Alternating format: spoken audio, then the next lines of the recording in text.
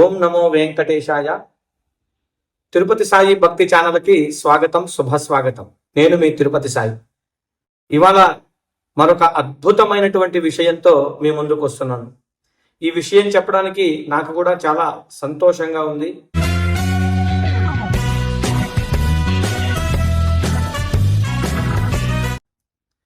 ఎవరైతే కుంభమేళాలో స్నానం చేయలేక ఇబ్బంది పడుతున్నారో, వెళ్ళలేకపోతున్నారో, ప్రయాణం చేయలేకపోతున్నారో, చెయ్యలేక మనస్సులో బాధపడుతున్నారో వాళ్ళ కోసమే ఈ వీడియో.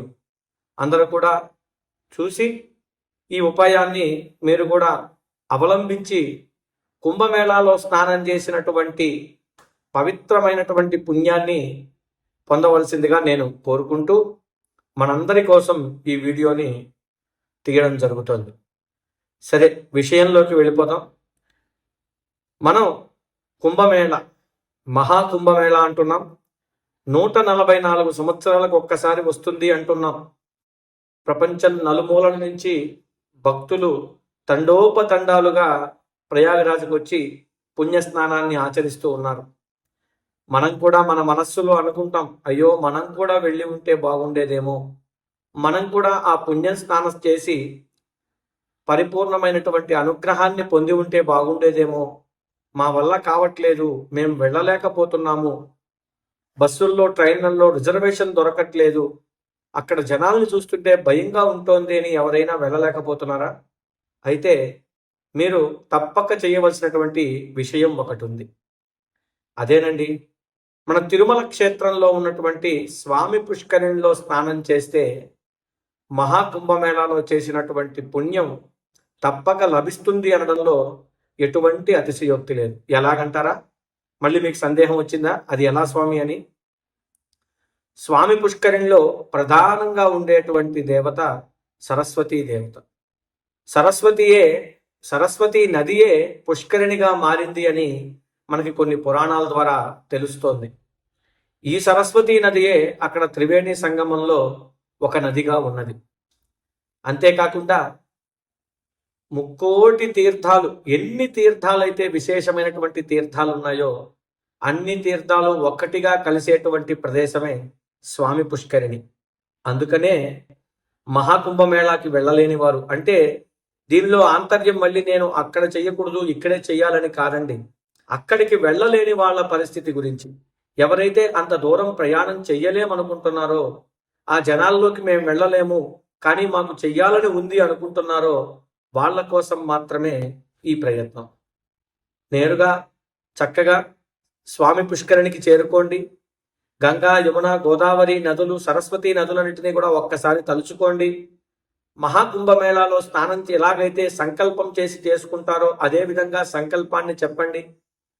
నేరుగా స్వామి పుష్కరిణిలో స్నానం చేయండి. చక్కగా మహాకుంభమేళాలో చేసినటువంటి పరిపూర్ణమైనటువంటి పుణ్యం ఈ స్వామి పుష్కరిణి చేస్తే వస్తుంది. అందుకని ఎవరైతే మేము వెళ్ళలేకపోతున్నాం అనుకుంటున్నామో, అంత దూరం మాకు కుదరట్లేదు అనుకుంటున్నారో, బస్సుకో ట్రైన్కో రిజర్వేషన్ లేదనుకుంటున్నారో వారందరూ కూడా నేరుగా తిరుమల చేరుకొని స్వామి పుష్కరిణిలో స్నానం ఆచరిస్తే మహాకుంభమేళాలో చేసినటువంటి ఫలితం వస్తుంది అనడంలో ఎటువంటి సందేహం లేదు.